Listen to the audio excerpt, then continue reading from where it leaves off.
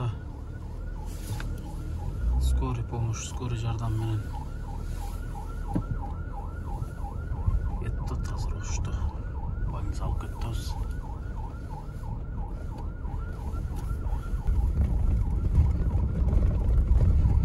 Ош шаары бүгүн 15-январ.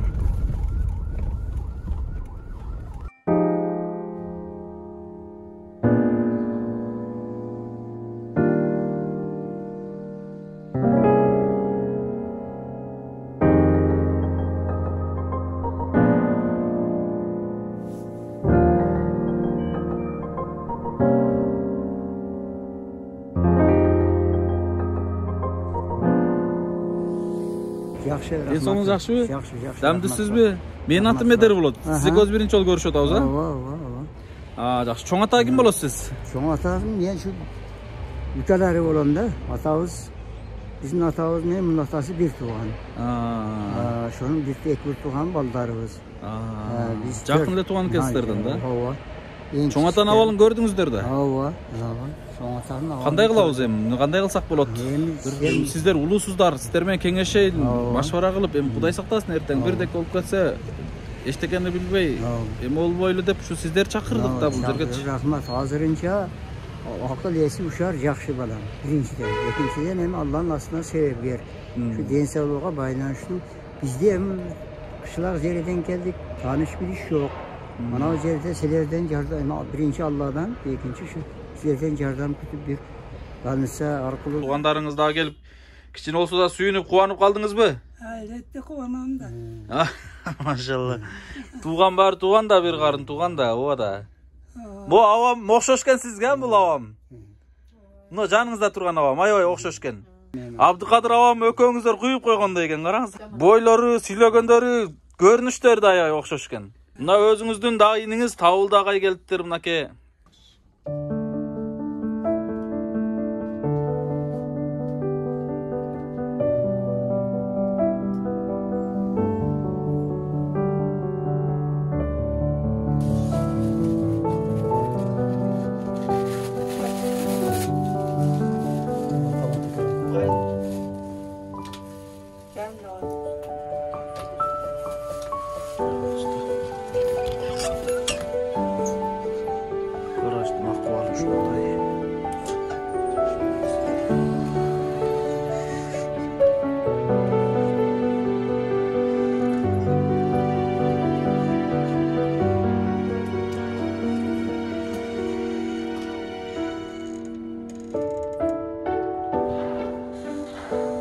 Талантаке, bir minut қарап қойсын. Сіз бұл жалы Ош шаарында Создаштада иштейсиз? Бұл чоң атаны мурунтан эле таанайсыз да? Ооба, таанып. Жакшы, жакындан таанайсыз. Жакындан тааныйбыз. Мына баягы мен жаныңызга барганда эле алайдагы жакындарына, туугандарына да кабар жеткирдиңиз. Азыр алардан эмне деп жооп келди? Азыр звонить этсем алар жолго чыктык деп айтышты, ошол күйөө боласыз. Бирок жетет каны убакыт болду элек билбейм, бул келип калса керек. Жеткенден кийин азыр биз мына жергиликтүү өзүбүздүн шаардын ичиндеги урбанизацияга чалып атабыз. Ошол жака кабыл алдырып алып барганга аракет кылабыз. Атабызды барып, ичине лечение алдырганчы. Азыр чалып скорый чыкты, азыр кандай кылабыз, алып кетебиз да. Негизги азыр бул чоң атага негизги биз кандай жардам көргөзө алабыз азыр? Азыр менин оюмча только медицинский помощь. Медициналык жардам гана көрсөтүш керек, себеби эми шаарда туруп калгандыгына байланыштуу биз мындай карап эме кылып жүрөбүз, бирок өз учету бул абаныкы чоңлайда да негизиненчи чоңлай социалдык камсыздоо башкармаларына караш керек, бирок эми шаарда тургандыгына мындай кайдыгер карабайлы дагы биз шалып барып больницага көрсөтүп аяп жагынан кийинки дальнейший план действиясын көрөбүз да. Мурда деген сиздерге Создаштага барып жардам сурап кайрылып калган учур болгонбу? Бул абабыздын бизге барып кайрылгандыгы боюнча менин маалыматым жок экен, чындапчы. Маалыматыңыз жок, барганда эле эмес мындай. Барганда эле эмес, жок, ал жака кайрылып. Биз мындай ушу кошуна колоңдордо өзүбүз угуп билип эле мындай келип кабар алып жүрөбүз да. Не керек десек, баары шартын жакшы, нормальный деп жүрөбүз негизиненчи. Бүгін сен барып қалғаныңа байланышты ооруп калды дегенден да хабар алып келдик. Эми азыр ушу больницага жайгаштырыштын аракетин кылалы биринчи. Андан кийин дагы эмесин көрөбүз. Рахмат сизге, бир эмебизге чоктобостон өзүңүз башыңыз менен келип, ул башыңыз кич болуп келип кабар алып атасыз. Эми буюрса көптөшүп жардамдашсаган туугандар да келсе азыр бир чечим болор, а? Кудай кааласа. Рахмат сизге. Неге аз капельницасын беребизби? Я. Давление космонавт го. Жүрөкчү. Пульс.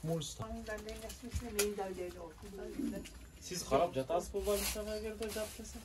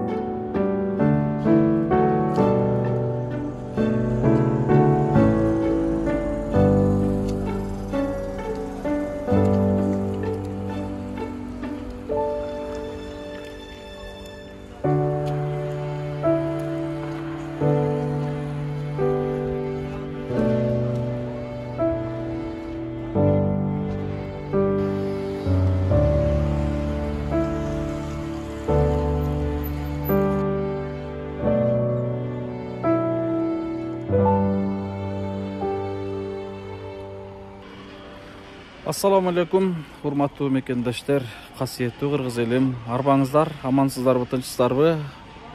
Бүгүн биз Ордолуу Ош шаарындабыз. Оштун шаарынын так ортосунда жайгашкан момундай болгон узарган бетон гараждар бар.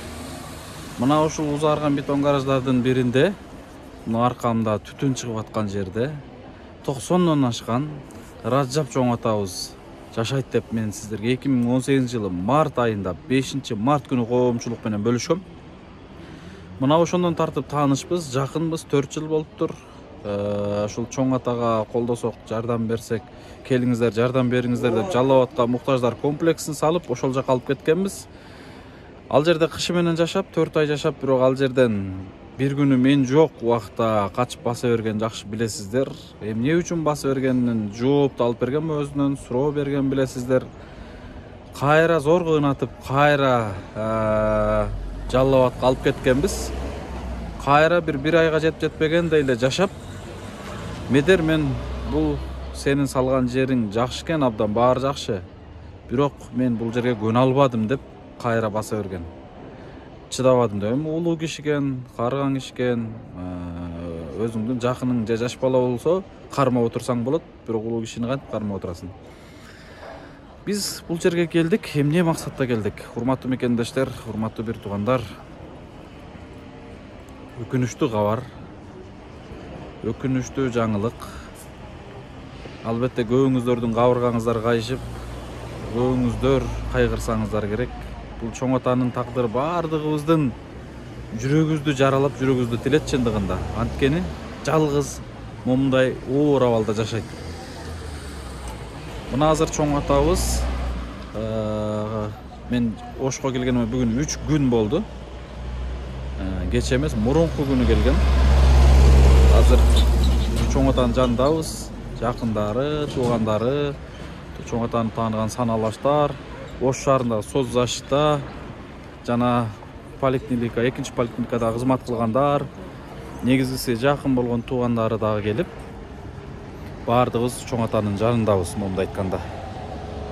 Мен чоң атанын жакын бир иниси менен бүгүн учурашайын. Салам алейкум. Колдошуңар кандайсыз? Ден соолугуңуз жакшыбы? Жакшы жүрөсүзбү? Тынчсызбы? Сизди көргөнүбүзгө кубанычтабыз. Негизи чоң ата туугандарым бар деп да айтчу, кээ бирине жок деп да айтчу да. Бирок мен баардыгын эле билет элем. Эми бул кишинин пейилдерин дагы көпчүлүгүбүз мисалы биз билип калдык, түшүнүп калдык, бирок көпчүлүгү билбейт да. Бул чоң атанын кичинекей бир эмелери боюнча бир элге айтып кетсеңиз жакшы болор эле. Анткени Колдош аке. Колдош атыңыз, а? Жок, Табылды. Табылды аке, кечиресиз, Табылды аке. Анткени чоң атанын айтуусу менен туугандары дагы элге жаман көрүнүп калышы мүмкүн. Жана чоң атаны карап аткан биздин Ак ниет аманат коомдук фонду жардам берип аткан. Биз дагы жаман көрүнүп калышыбыз мүмкүн. Чоң ата боюнча бир кыскача кичинекей ушундай бир эмелерин айтып койсоңуз жакшы болот. Себеби көпчүлүк түшүнөт, жалгыз жашайт, жалгыз эч кимсе жок деп түшүнөт да.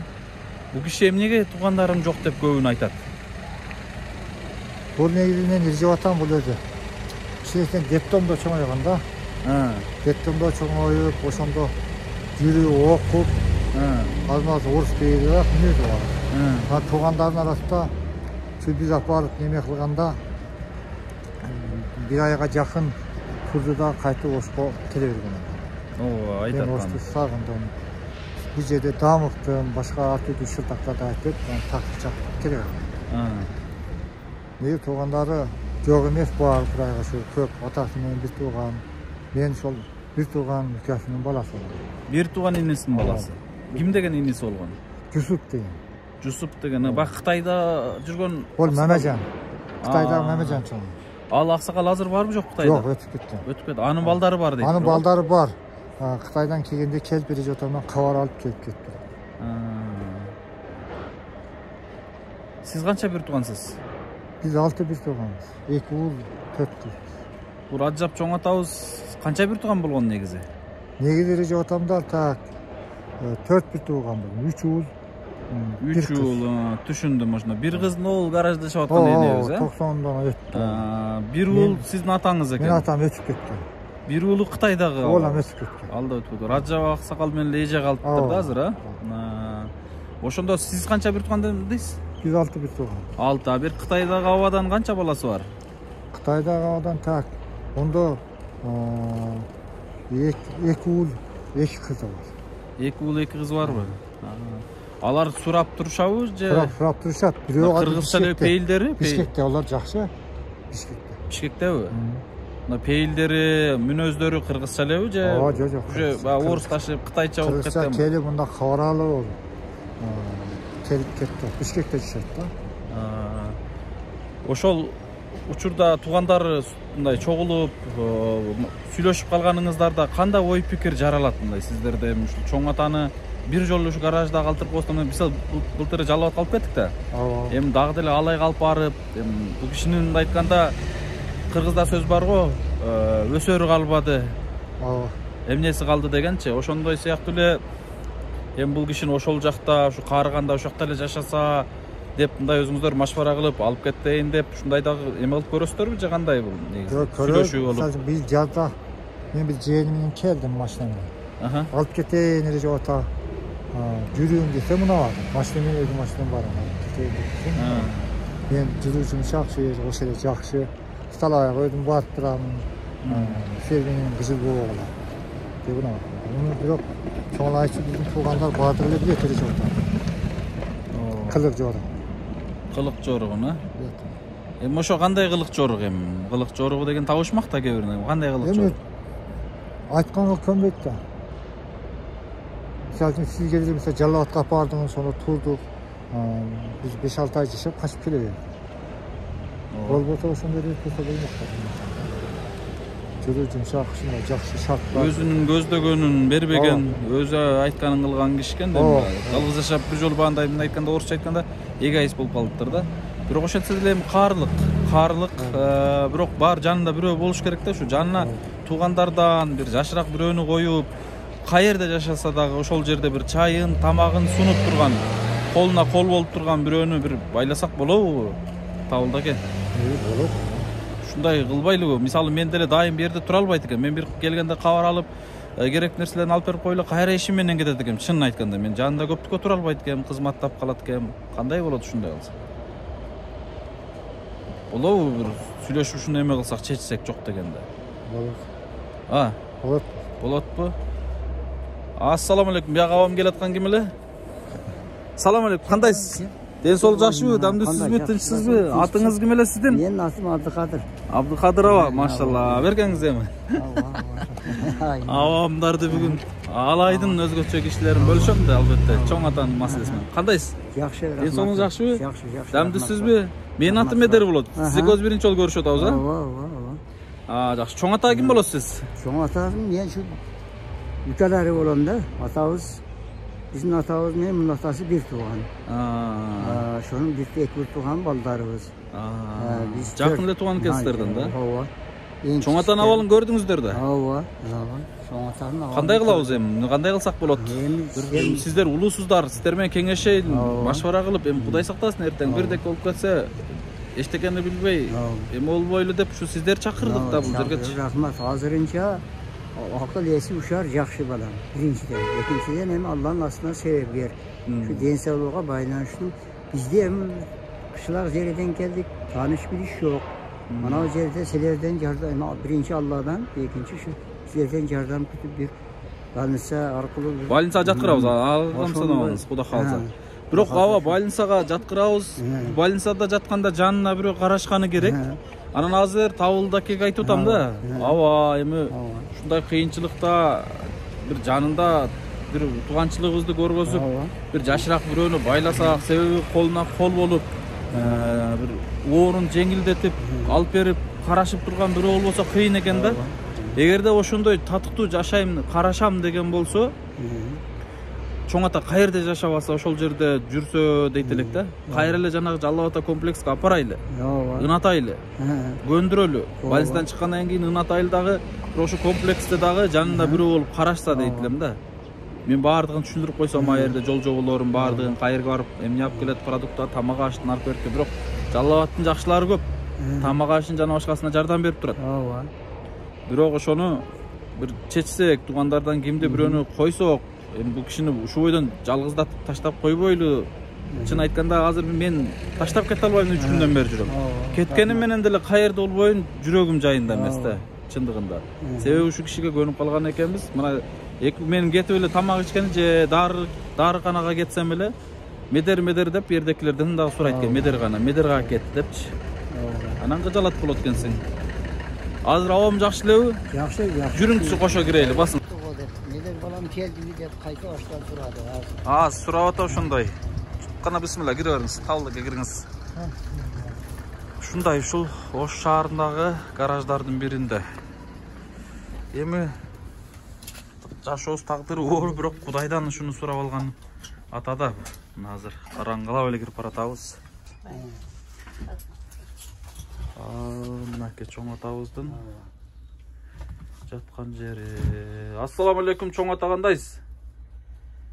Азыр Кудай кааласа, жанагы Соз Защитадан Талант акебиз балдарын жөнөтсө, бүт бардыгын документ түзүп, акты түзүп, анан больницага эме кылабыз деп атышат. Буйруса, больницага жаткырганы. Мына туугандарыңыз дагы келип, кичине болсо да сүйүнүп, кубанып калдыңызбы? Албетте кубанам да. Машалла. Тууган бар, тууган да, бир карын тууган да, ооба да. Бу абам окшош экен сизге, бул абам. Мына жаныңызда турган абам, аябай окшош экен. Атыңыз ким дедиңиз? Абдыкадыр менен. Абдыкадыр абам экөөңүздөр куюп койгондой экен, караңыздар. Бирөө бар, онунан окшош. Окшошпу? Бойлору, сүйлөгөндөрү, көрүнүштөрү да аябай окшош экен.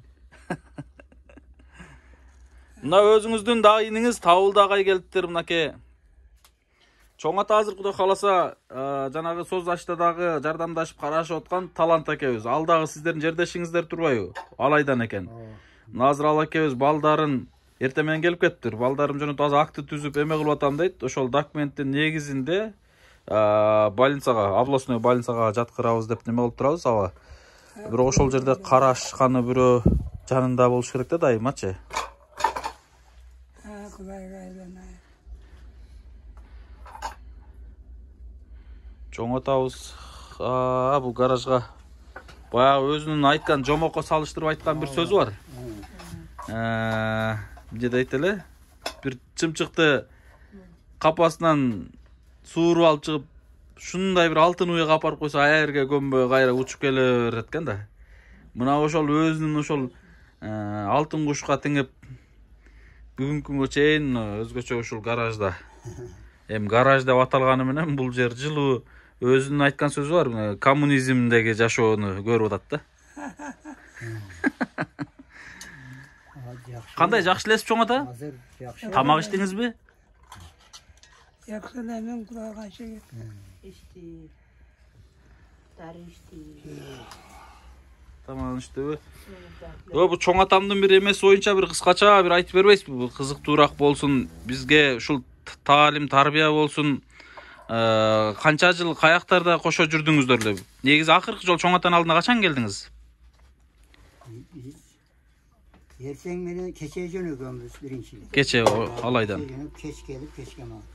Saat 6'larda gelip uçuraşıp 7 geçeyin oturup anan uçuraşıp biz saat sırat anan ketkenmiz. Bugün sahibinen gelip selerdi gütüp oturduk. Seler geldiğine rahmet ana birinciden. İkinciden şu yette hem Hudaym hem Allah'ın aslında sebepler şu şifa verse, yaxşı olup geçse degen ümitteyiz da. İnşallah. Şu balları katarı, tuğanları katarı kelip oturabız endi.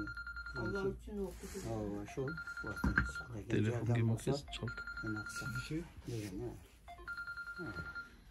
Maşallah, жақсы. Тауылдагы канча бала чыгыңыз бар сиздин өзүңүздүн? Özü 2 oğul 1 kızım var. Улуу элеби? Бойго жетип калышканбы? İkisi eke. Жашпы? Улуусу канчада? Ulusu 6. klassda. Yaxşı, he. Я, 6. klassda. 6 класс. Yoş dedek var. Ha. Ha, keçe iyice akam orpana ki şunda geldi ya. Yoldaşkam şey yaptı da bizde de. Aynen. Эми жаштыгыңыздарда кошо эле жүрүп, кошо эле чоңойдуңуздар ооба. Сиз канчага кирдиңиз сиз? Men de bana 70'e kirip atanmış. Сизден ошондо bir кеминде 20 жаш чоң экен да. Сиздин жашыңызда чоң ата сизден да тың болсо керек эле, 10 жыл мурда эле катуу тың эле дешет. Avam bu. Sportsmen de. Kanday da düşündürse olar. Bu kişi şu öz aytkanday çoğalaydın yolunu birincilerden şu kişi açıp şu emgeklerin bir gün hazırıyla aytıp öttüm var. Seler hazır bizde kar yok. Bu kişinin malında, soyuzun doğrunda kallar düşüyor şu kişinin peşine. Şu kişinin emgekimine kanca yol doğru sürüp, kanca nemelerdi yol doğru salıp özü dör nemede de tekinin dükkan darojneyi Kesibi deyiңiz ha, kesibi. Devrin naçalnigi olup bizde. Onun keyin köp kesiplerdi atkardı. Muğallim. Karısan mendey bolursun deb azırkı bolğun ahvalı şu olup kaldı da beşere. Yani peşenesinde yok eken, tabir eken, farzantlı oldu. Yani balları katarı şu bizde mi? Ükasının balası, çoğun havasının balları mana biz boluruz. Yani onun kasa, onun kiyingi balları sen bolup atasın sebepger bolup. Sana da rahmet balam Nederbek. Jür dep, atayın tam salıp aparıp, jatkırıp gördüm. Bayakılı özün aytkan altın uyasıya kaçıp gelip aldı. Ulan bir... Ушул боюнча агатыңызды эсиме чыгардым. Ким дедиңиз эле? Abdülkadir. Абдыкадыр аба. Ушул боюнча бир кыскача бир кичинекей суроо берип, жооп алып алсам жакшы болот эле. Жалал Абадта үйгө алып барганыбызды жакшы билесиздер, а? Ошол жерде бирок бүгүнкү күндө пайдаланып жашай албай атат. Барбы дем келе берди. Ушул боюнча ой пикириңиздер кандай сиздердин? Ал эми үйдү мен чөнтөгүмөн жеке өзүм салганым жок да, бу элдин жардамы менен салынган үй да.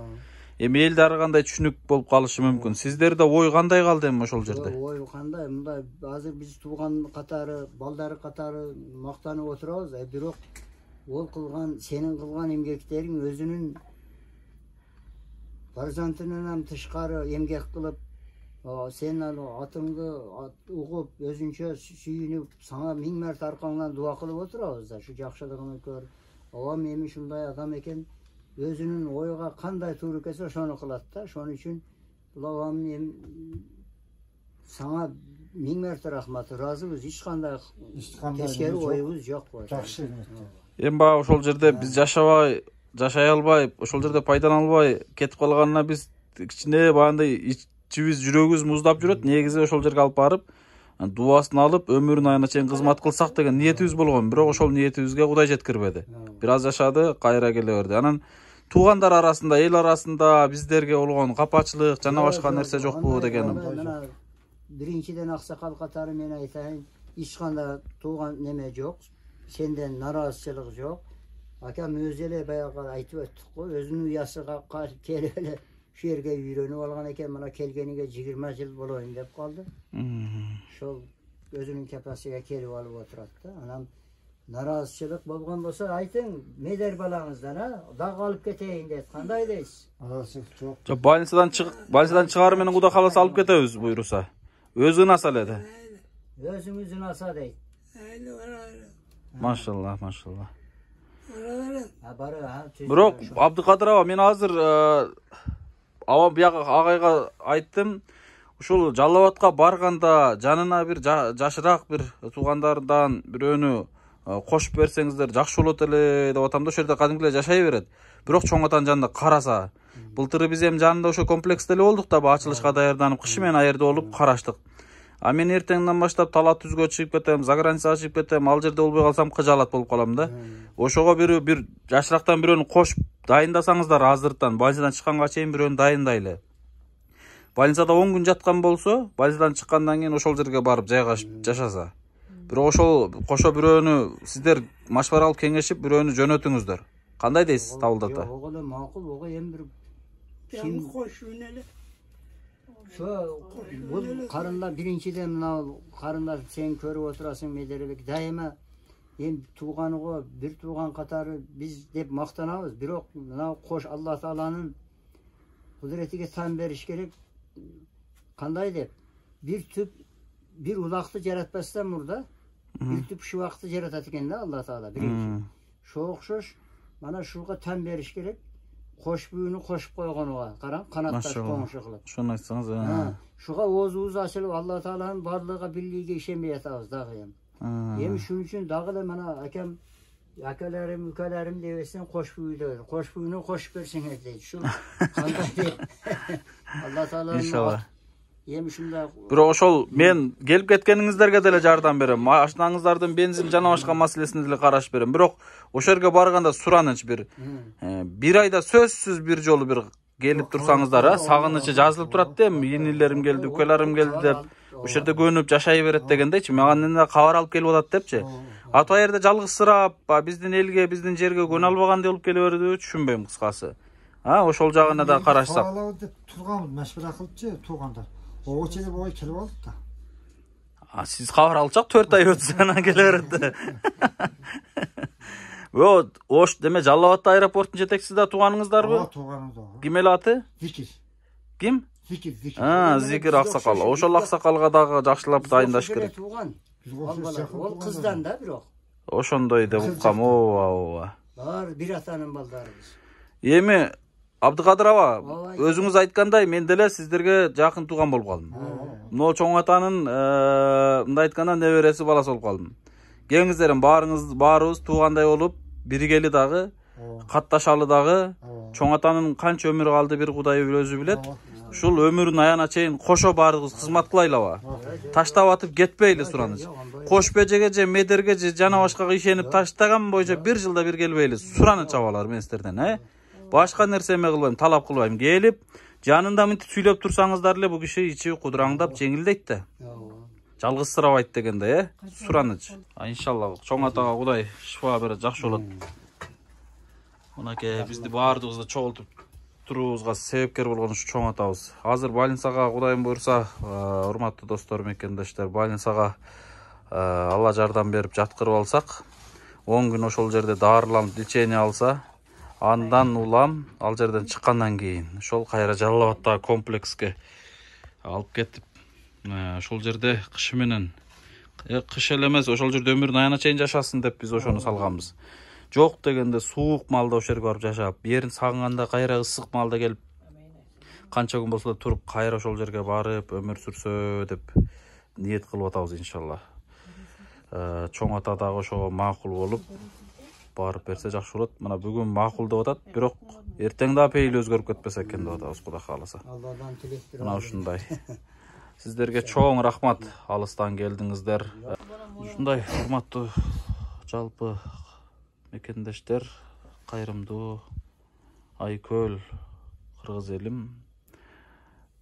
Момун мусулмандын эң башкы куралы бул дуа дейт. Чоң ата үчүн, ооруп аткан мекендештерибиз үчүн жүрөгүбүздөн, чын жүрөгүбүздөн ар бир намазыбызда дуа кылып туралы. Айрыкча 90дон өткөн Раджап чоң атабыздын ден соолугуна жалпыбыз дуа кылып коелу. Иншалла Алла Таала өзү шифасын берсин. Бардыгыбыз Алланын колундабыз. Жакшы болуп кетсин. Дагы да көп жашап, бардыгыбызга дуасын берип турууну, акыл насаатын берип турууну насип эткен болсун. Бул чоң атанын эки ооз сөзү, эки ооз акыл насааты чындыгында бир тоону жарып кетет. Мына мисалы бизге, мага канчалаган акыл насаатын берип, эмне деген ийгиликтерге жетиштик. Канчалаган дуасын берип, биз эмне деген элге кызматты кылдык.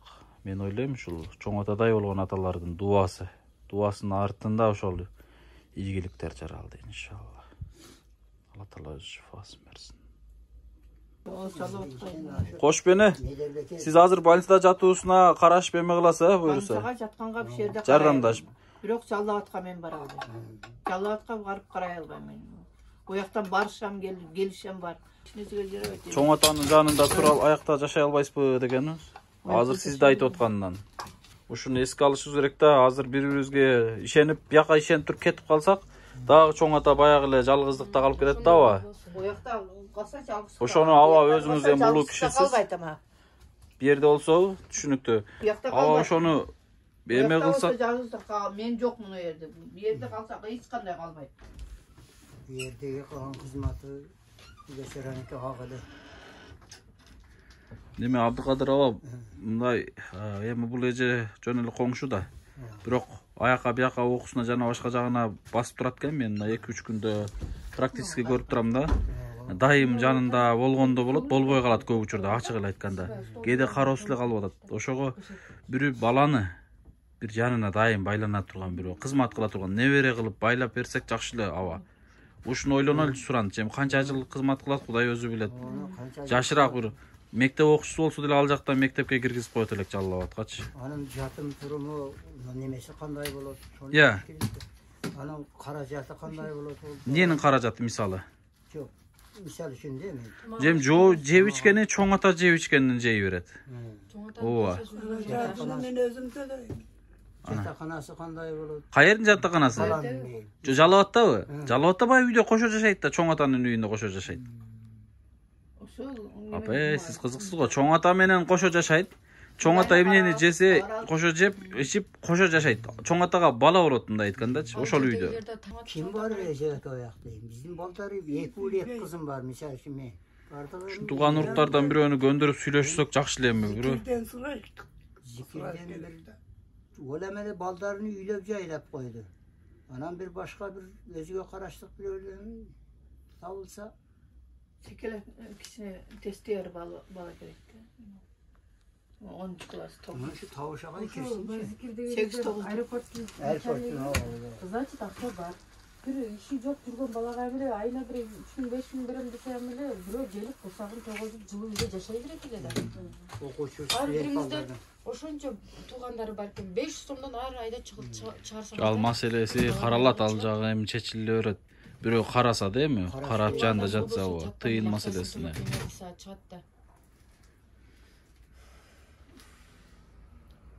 Gözümde karıştığında ballar hiçbir yoktu, hiç kim yok bulup da. Bir oylanışıp göreyçi. Ойлонушуңуз а? Өзүңүз ушуну колго алып, сүйлөшүп, машвара алып тургандар арасында бир жаш баланы эми бир алыс жакка кетпейт, заграницага кетпейт, ушу Кыргызстанда эле, Жалал-Абадта эле жанында мектепте кадимдей окуп, аерде кадимдей жашоосун уланта берет. Чоң ата кызмат кылат да, кыскасы. Мына гаражда эмес, жаман ушундай бир условиясы жок жерде эмес, аерде бардык условия бар. Сонун жерде жашайт. Көргөз койын. Ресторанга бар. Качан мурда күнү жыгылып түштү ошондо? Yok. 4 Bir haftadan 15 gün öttü. kaldı. Bir hafta Bir kalı haftadan elek öttü. Ben bilem o al günü. 3 gün bu. O koltuğa varayım degen günü. Nele ondan beri o anyakta 3 gün jürüp geldim. Ondan keyin 3 gün jürüp geldim. Eceme tayinlap kettik. Ondan keyin 3 gün jürüp daha 3 gün öttü bugün o yaktan beri. Bir haftadan hem ötüp kettik. Sozlaştı yardımcıları buyuruz. Bir hafta oldu da.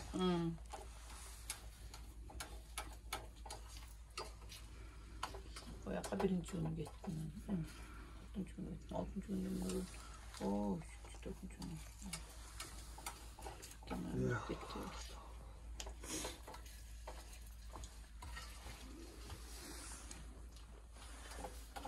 Oldu, ısıktı caman. Karıcımız bol kaptı. İyi kardeşini aldım da o.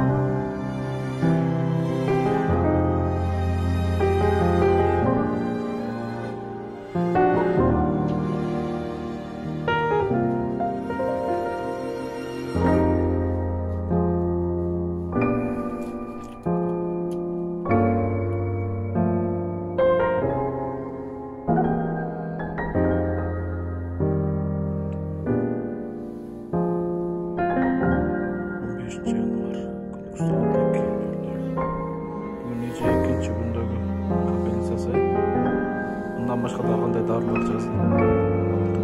Tabletka içip o'tib. Kecha qolgan dorilarimiz.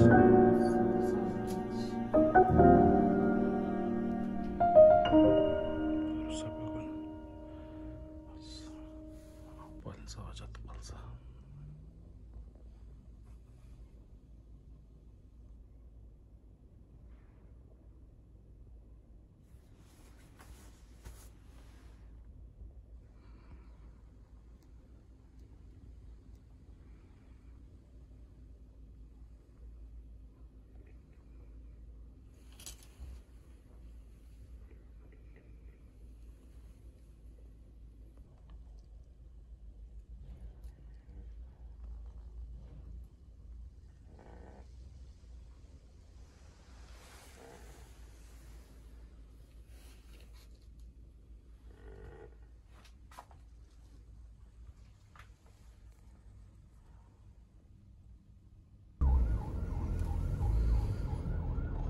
Çoğunlukla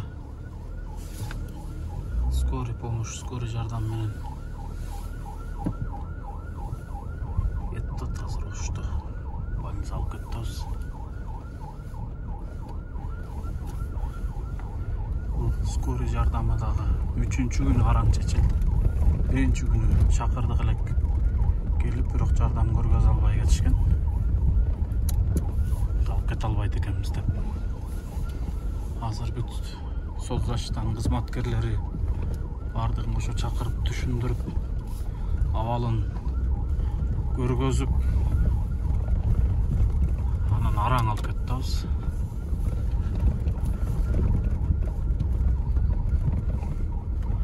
Allah Taala şifasın versin. Oş şahri bugün 15. Январ.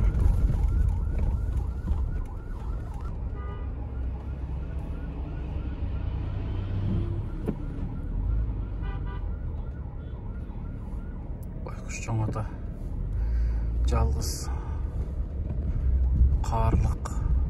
95 жашын аябай оор сноумен өткөрүп атат чындыгында. Алла өз жардам берсин эме.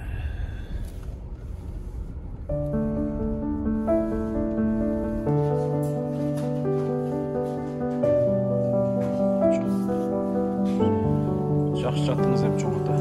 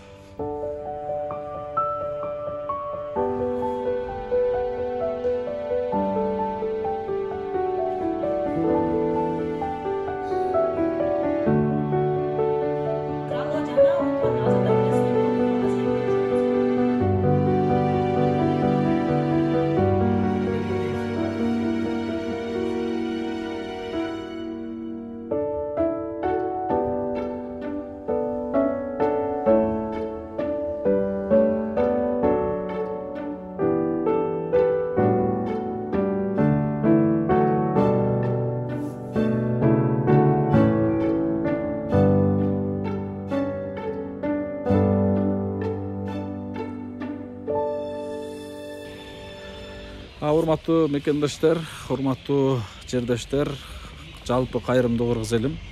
Бул Ош областык ооруканасы. Мына азыр Ноол жерге приемный экен. Биздин чоң атабыз Ноол ак, мына менин колум көргөзүп аткан ак бөлмө булар.